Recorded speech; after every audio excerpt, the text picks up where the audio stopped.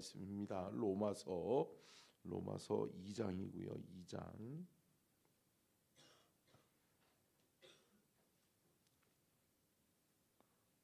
로마서 2장 4절과 5절을 보겠습니다. 4절과 5절입니다. 로마서 2장 4절부터 같이 보겠습니다. 4절과 5절 두 절을 보도록 하겠습니다.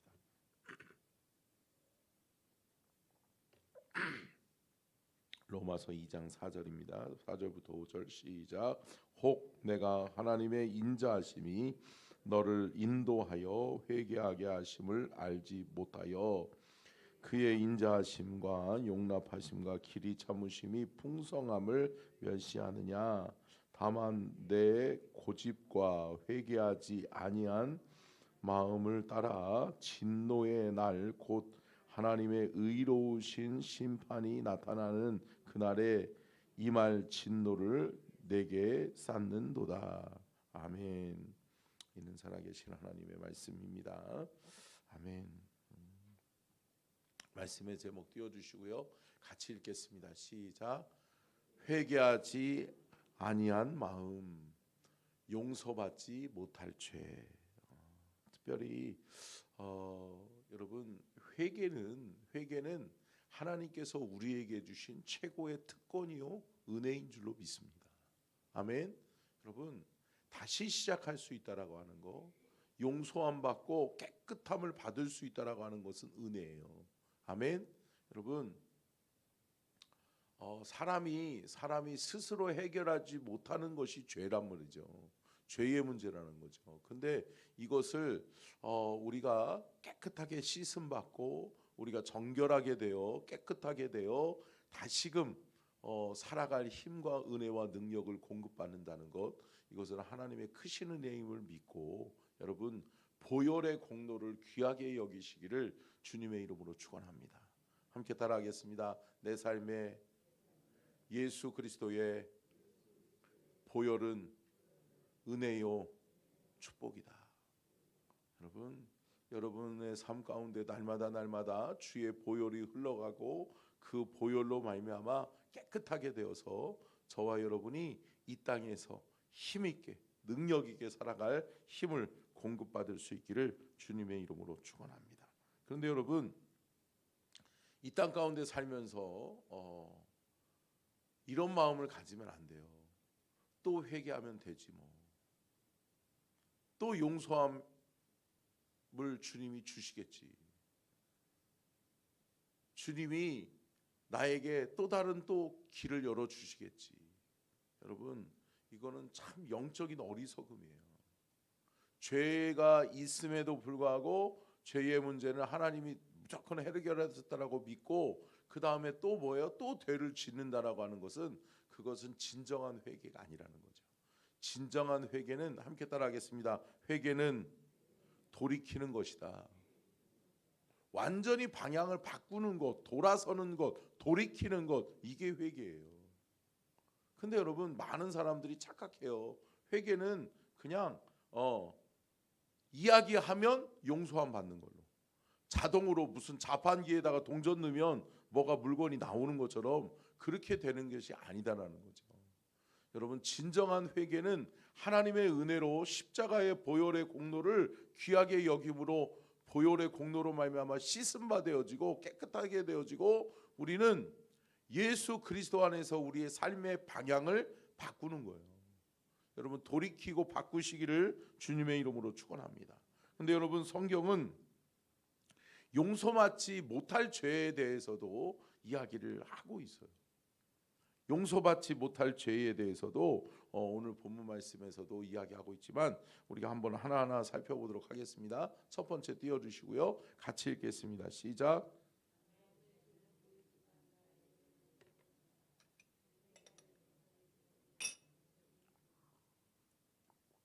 여러분 영적인 교만이 들어오면은요, 나는 의로워요. 나만 의로워요. 그러다 보니까 어떻게 돼요? 남을 판단하게 되는 거예요.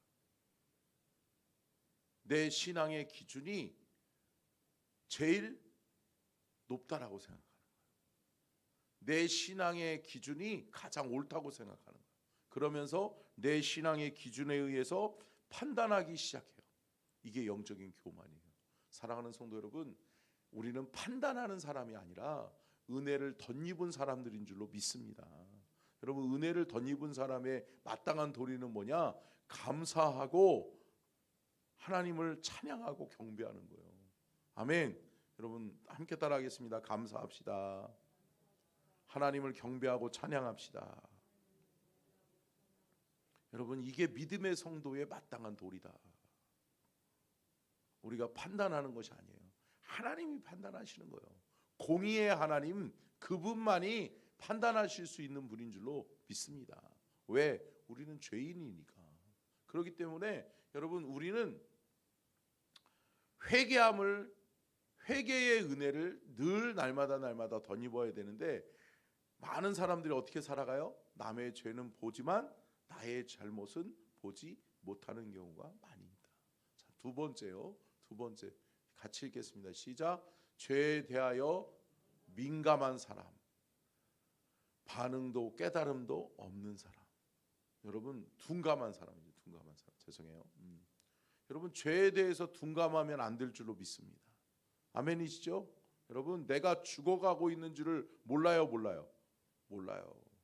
여러분, 죄가 쌓이면 어느 순간인가 내가 영적으로 죽어가고 있다라고 하는 사실을 아셔야 돼. 근데 여러분, 제가 늘 강조하잖아요. 깨닫는 것이 은혜다. 깨닫는 것이 은혜예요. 하나님이 늘 깨달음을 주시고 깨닫게 하셔서 돌이키게 하시고 깨닫게 하셔서 회개하게 하시는 것이 은혜인데, 여러분 어때요? 죄에 대하여 둔감한 사람은 내가 무슨 죄가 있지도 몰라요. 그러니까 회개할 생각을 아예 하지 않아. 그러다 보니까 뭐예요? 반응도 깨달음도 없어요. 그러다 보면 어때요? 서서히 내가 죽어가고 있는다라고 하는 것을 몰라요. 여러분, 개구리 실험이라고 하는 것을 들어보셨어요? 개구리를 미지근한 물에다가 살짝 담그면 헤엄치면서 행복해한대요. 개구리가. 그러면서 와, 신난다. 아우, 너무 좋다. 그런데 서서히 불을 떼 가지고 서서히 이 물을 끓이잖아요. 그러면 여러분 어떻게 해요? 나갈 생각을 안 한대요. 그러니까 그 테두리 안에서 계속 헤엄치다가 다리가 굳어지고 몸이 굳어지고 그러면서 익어가면서 그러다가 죽는 거예요.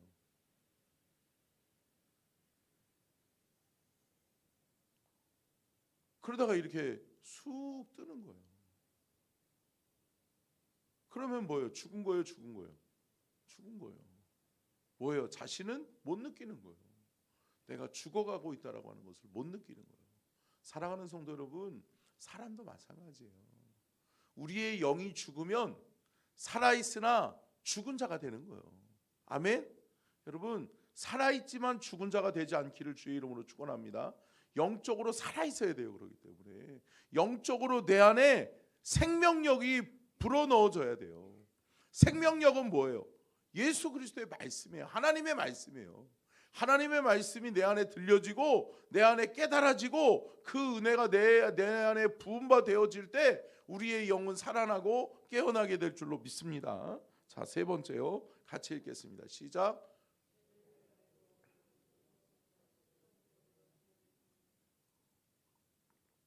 여러분, 이런 사람이 있어요? 있죠.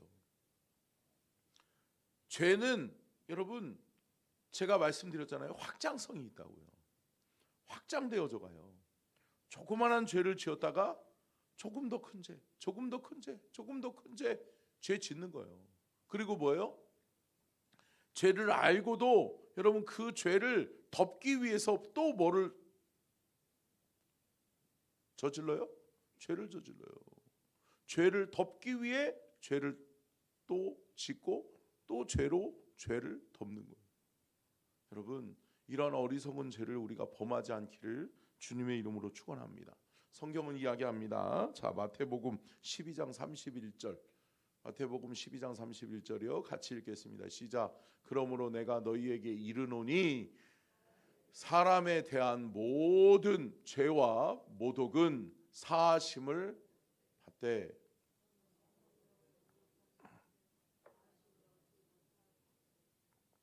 여러분 말씀 좀 돌려주시고요. 보세요. 사람에 대한 것, 모든 죄와 모독은 사하심을 얻을 수 있어요. 아멘. 이것을 위해서 예수 그리스도께서 십자가를 지셨는 줄로 믿습니다. 십자가의 보혈로 깨끗하게 되고 정결하게 되고 사하심을 얻을 수 있다. 그러나 성령을 모독하는 것은 사하심을 얻지 못하겠고. 여러분 성령을 모독하는 게 뭘까요? 성령을, 여러분 성령이 어디서 역사해요? 우리 안에서 역사한다. 아멘. 여러분 성령 받으셨어요? 성령이 여러분들 안에 함께하고 계세요? 근데 여러분 뭐예요? 성령을 무시하는 거예요.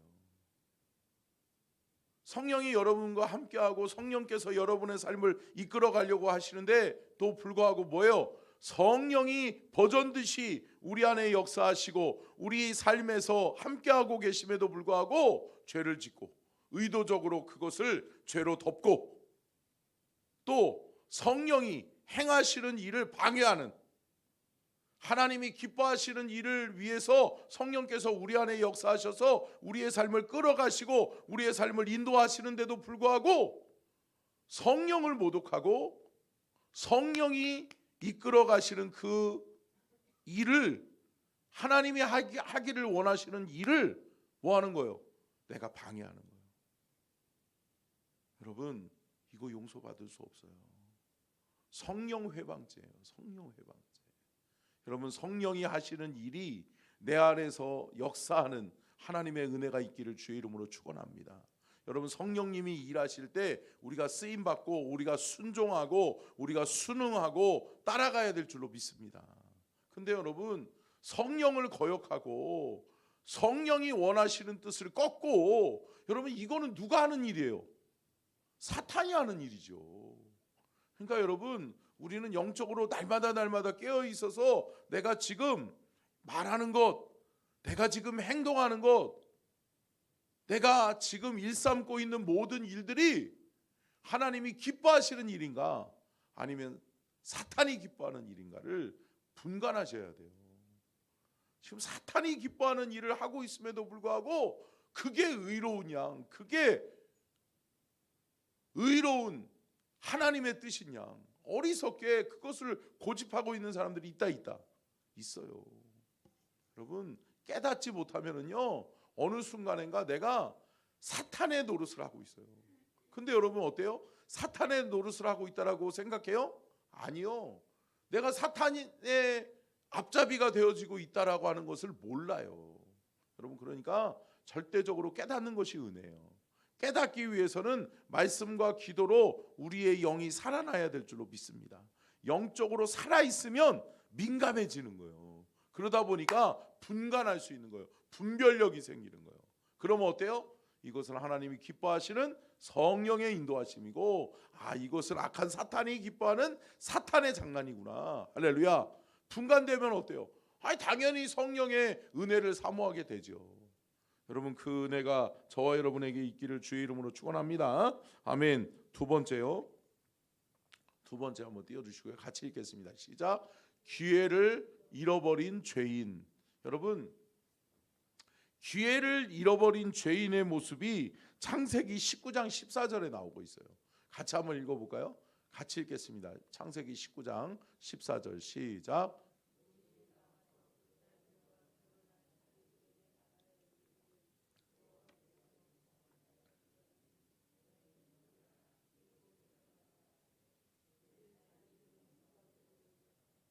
여러분 들려지는 게 은혜예요. 은혜예요. 하나님이 기회를 주시죠. 소돔과 고모라 성에 하나님의 진노의 심판이 임할 거예요. 근데 여러분 이것을 누구에게 보여주세요? 하나님이 아브라함에게 보여주시고 그것을 조카 롯에게 보여주는 거죠. 근데 여러분 조카 롯이 가서 가족들에게 이야기하는데 사이들은 뭐라고 그래요? 농담으로 여겼더라. 여러분, 깨닫는 것이 은혜예요, 은혜요. 은혜요. 내 자녀들은 농담으로 여겼더라. 내 아내는, 내 남편은 농담으로 여겼더라. 여러분, 주의 말씀을 귀하게 여겨야 될 줄로 믿습니다. 말씀을 하찮게 여기는 거예요. 하나님의 말씀을 우습게 여기는 거예요. 그냥 또 똑같은 얘기 하는구나, 그런 거지 라고 생각하는 거예요. 아니요. 사랑하는 성도 여러분, 여러분 깨닫는 것이 은혜예요. 아멘. 여러분, 말씀대로 돼요. 말씀대로 된단 말이죠. 근데 여러분, 이 말씀을 경홀히 여기는 자들이 있어요. 가볍게 여기는 사람들이 있어요. 그 사위들이 농담으로 여겨요. 그러다 보니까 어때요? 죽음의 심판, 죽음의 진노를 면해요, 못 면해요? 못 면하는 거예요. 여러분, 깨닫는 은혜가 늘 우리와 함께 할 수 있도록 주님, 내가 성령 안에 민감할 수 있도록 도와주시고, 하나님 나에게 깨달음의 은혜를 늘 허락하여 주옵소서. 여러분, 기도하는 저와 여러분이 될 수 있기를 주님의 이름으로 축원합니다. 자, 끝으로요, 같이 읽겠습니다. 시작.